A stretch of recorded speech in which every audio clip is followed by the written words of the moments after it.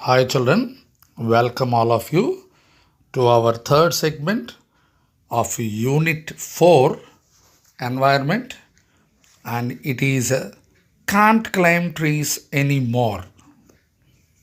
See, I think you can never expect a title like this, Can't Climb Trees Anymore, and it is by the one and only our Indian English writer Ruskin Bond.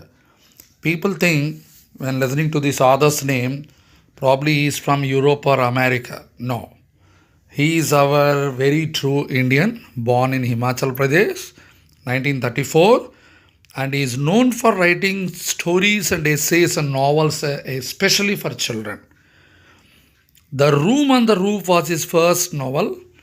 When he was 17 years old, he wrote that. A number of awards he received and prizes for his beautiful work. In 1992, he received the Kendra Sahitya Academy Award, means the Central Literary Award, what we say, for his short story collection. Do you know what is the name of the short story collection?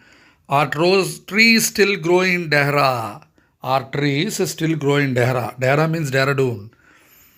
And India's National Academy of Literature, what I told you, Central Sahitya Academy gave the Best Prize Award. And he was awarded the Padma Shri in 1999 for his contribution to children literature. Children, another interesting point I must tell you, Ruskin Bond visited our Vizag a few years ago. Yeah, really? Yes, sir. Sri Prakash Vidya Niketan. I think all of you know Sri Prakash group of schools. Every year they invite one celebrity. So they invited this great man to their school, Sri Prakash Vidya Niketan. And there he spent a quality time with all the children.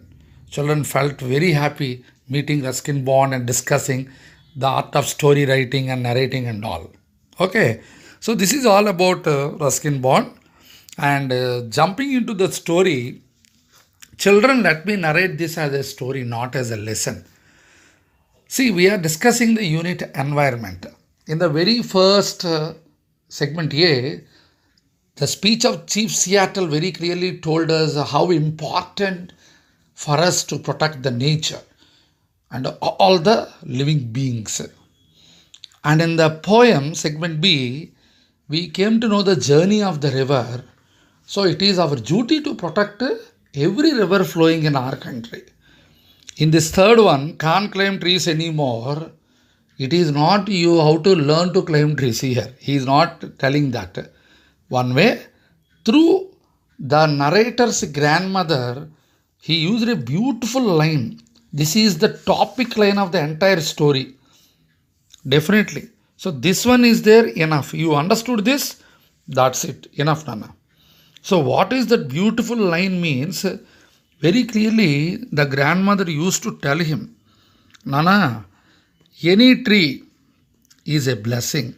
If the shadow of the tree falls on the house, that itself is a great blessing to that house. See, what a beautiful sentence. So this was a beautiful sentence actually. A blessing rests on the house where the shadow of a tree falls. What a sentence, you see. This sentence shows that every one of us should protect trees. And at least we have to plant a sapling. Now at this moment it is very, very important, the world is facing a big trouble due to global warming. All of you know. Right, jumping into the story. The narrator, here you see only two characters. Narrator and a small girl, 12-13-year-old girl and a middle-aged man. It's like a conversation between these two. Other characters are heard but they are not seen. Like grandmother, grandfather, the girl's parents, all are there but they don't come into scene. Only in their conversation we'll come to know. The discussion is between these two. Very simple, Nana. One day the narrator goes into the beautiful Uttaranchal area, Himachal Pradesh area, not Uttaranchal area, Himachal Pradesh area. And it's a small town, a beautiful house. And he was just standing outside the gate and gazing at the house. The same old house. with the beautiful mango tree on one side, and under the mango tree one cement bench. But the boundary wall, you could find a boundary wall today. Earlier, there was a turnstile. Turnstile means what? In shopping malls and in public parks, you can see one will go again, the big round will come again, another one person will go. That used to be when he was a young boy. Today, he don't find that. There is no turnstile at the main gate. One small gate is there, and there is a small compound wall. Actually, if he was in his youth, he can jump over the wall, but now we can't, because like a border just after the wall inside, beautiful trees, plants were there, beautiful hollyhocks, what we say. Hollyhocks are the flowers, tall, like a big stem, and beautiful flowers used to be. They are there like a border, the other side of the wall. And this man is outside, the other side of the wall means inside. That hollyhocks plants are there and beautiful flowers are there for that.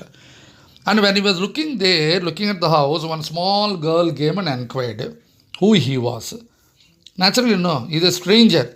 So when he looked at it, so he was just, he thought that nobody was there. She didn't understand for what purpose he came. But very good looking girl, slim and dark, lively eyes and a long black hair. And immediately when the red hollyhocks were spotted by the man, she understood probably he was a thief to take away the flowers. No, not like that. He was just looking at the house. And she thought that probably he came to buy the house. No. Then he inquired about the girl's father. Then immediately, in a funny manner, she said, my father is only a colonel. Colonel is a designation in the army. Okay, colonel. He didn't understand. Why colonel? Then that girl said, by this time you would have been a brigadier. My mother always tells. Brigadier means above colonel. That means he couldn't become a brigadier. See how children will listen to parents' words. In a funny way, she gave what her mother said. Mother used to tell him, what colonel? You would have been a brigadier by this time. This was heard by the girl, and she was telling for a stranger, you see, my father is only a colonel. By this time, would have been a brigadier. That shows the innocence of the girl. Small comedy in between. Okay, anyway, it is like he thought of saying something against her father, but he is not that much still he didn't have the rapport with the family. No, he thought better not to tell, and he was just looking. He said, would you please allow me to come inside so that I would have a look at the house? Oh, we can jump and come, no? No. When he was a young boy, would have jumped over the wall. So slowly he took the gate and went inside. And he told they lived almost 25 years ago. But when this narrator's grandmother died, they sold the house and went away. And he asked the girl, anyway, baby, for how long time you have been living here? 3 years. For past 3 years you have been living here. Oh, that's wonderful. Okay, so slowly he was looking. Same house. The people who purchased this house, they didn't change the house. Trees are like that only. They didn't cut the tree. And there you can see a beautiful mango tree is there, big mango tree. And on that big branch is there. And that branch got one hollow. And under the mango tree, there were beautiful bougainvillea. Bougainvillea is one kind of trees, actually, flowers. So that is there. What not? The total house was surrounded by greenery, Bougainvilleas are beautiful shrubby plants. And bright colored flowers you can find, bougainvillea. Just like I think crotons, if I am not wrong. Not exactly like crotons. So one thing shows that the people who lived in this house got a great taste. The taste for growing trees and plants around. And great respect for nature also. That is also very important. Okay, so you are looking at it. And the bench was as it is. And he just slowly sat on the bench and she too sat. And at that time the girl went and she started trimming some flowers and all, some rose bushes and all. And afterwards she came and sat, and it was the month of March, no? So the mango tree was in full blossom. You can imagine the scent of the mango tree, such a heavy fragrance across the small garden. The house is in the middle, and this narrator closed his eyes and remembered once he became nostalgic. Nostalgic means going into the past. What he heard, just imagination. The music of a piano, the chiming of a grandfather's clock, the constant twitter of the exclusive birds which are found in Himachal area. Butchirigar birds, very small, they belong to parrot family.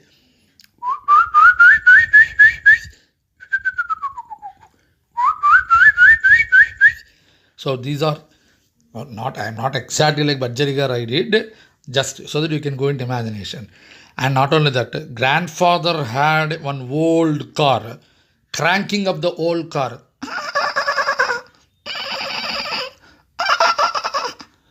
Okay, oh, not exactly. So these are the sounds. See, cranking up the old car, chiming of the clock, twitter of the budgerigars, all these words. Okay, it is like imagination. You can have a visual imagination, imagery, or oral imagery. When I am doing no, you can imagine no visually, and the sound also oral, not oral, oral, AURAL, oral imagery. Beautiful. And moreover, the original sounds, onomatopoeia, what we say in English. Onomatopoeia means the figure of speech where the natural sounds are produced. Ruskin Bond is known for that. When you read his stories, you feel as if you are there. Now I am narrating, no, you are there. I definitely know you are there. You feel, all of you. If you are not feeling, you are not listening properly, I can definitely say. And not only that, beautiful jackfruit tree is there. Ah, jackfruit, who doesn't like, sir? And moreover, pickle with jackfruit. I think most of you don't ask your moms to try. Pickles with jackfruit. Superb. Panasakaya, avakaya. What we say in Telugu. I think if your moms know, ask them to try this coming March. Okay, right. So all these things you once recollected. And there on the jackfruit tree, there was a thick branch stretching out over the roof. And halfway along, when you go, no, there was a small hollow. See, sir, not on the mango tree. I think I was mistaken earlier. Mango tree, beside mango tree, there is a big jackfruit tree. And on the thick branch of the tree, there was a small hollow. Hollow is like a small cave. Naturally, see, some trees have like hollow spaces. No. In that, this narrator, when he was the boy, used to keep the treasures there. Now, treasure means don't think gold and silver. The whole medal, what his grandfather won in the war, that one he kept, and some marble something he kept there. Okay. And some old coins, all this. Like he was like a bit of crow. Small children, what they do? They collect all the things and they will hide somewhere. Like that, he went up the jackfruit tree and hid there. So this was actually the Iron Cross. It was a German decoration awarded for bravery during the war, the First World War, when the narrator's grandfather fought in France. See, sir, grandfather fought in France, and that was given by a German soldier to him. This girl was listening to all these things. No, oh, soldier. So your grandfather was a soldier. That time, what happened? Was that soldier dead or alive when he gave the Iron Cross? Then here, I beg your pardon? Oh, you mean the German? I never asked. Dead, I suppose. Perhaps he was a prisoner. I never asked grandfather.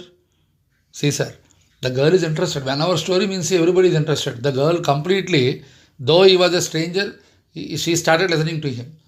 So when he started telling about his grandfather, what he told him, no, she went there, leaving all these things.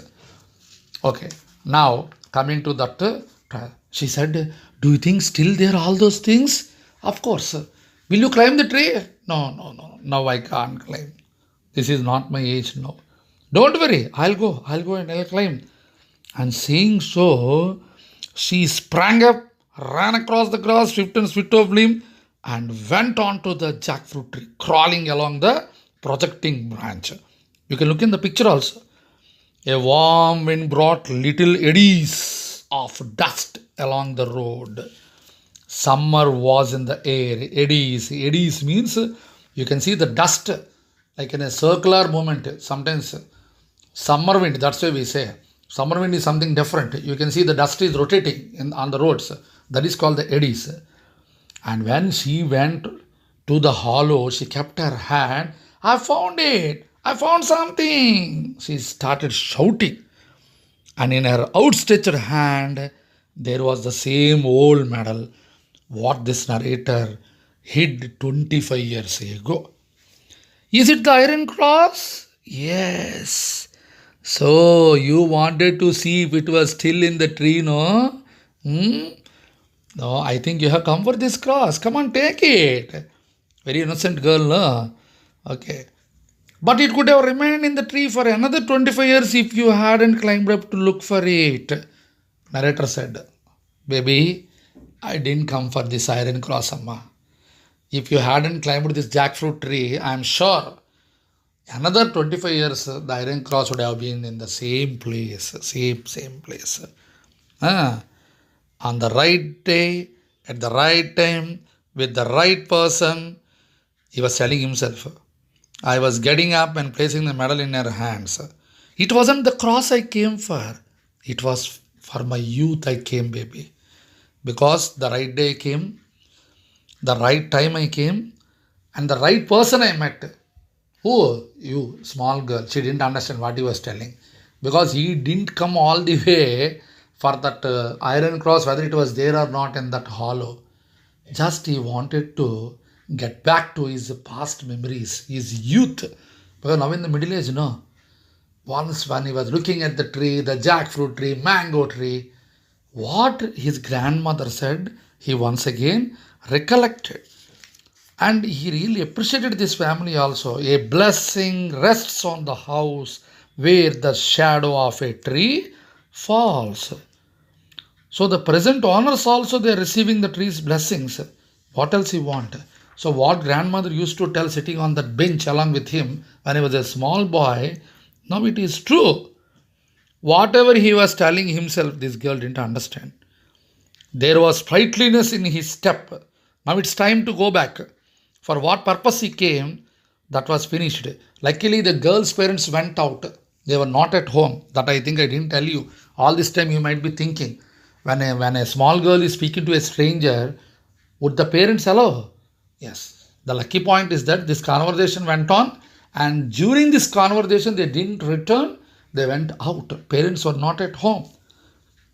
So dark dancing eyes, melon sweet lips, lissom limbs, very graceful limbs of the girl. That was the description. Small little girl, no? And in one way the mango scented summer breeze made the blood course in his veins, and the narrator forgot for a moment that he couldn't climb trees anymore. See, sir, he was looking back and he was telling Tata, not with the hand, inside only. Looking back at the same house where he spent his childhood, his youth. Now he forgot for a moment that he couldn't climb trees anymore, and he was very happy looking at both the trees and the house. And he just bade goodbye to the girl and returned, forgetting that he couldn't climb trees anymore. So this is the beautiful story, children, of Ruskin Bond can't climb trees anymore. See what a beautiful emotion Mr. Bond poured in. One way emotion, one way beautiful moral. So what is the moral of the story, or what he wants to tell the children means, please protect the trees. We may go away, trees may not go away. Chief Seattle also said the same in the speech, you see. Generations and generations go away, but trees last longer. Right, children? So through this beautiful unit environment, let all of us take an oath that every one of us shall protect the environment. That's it. Thank you. See you again in my next video. Bye.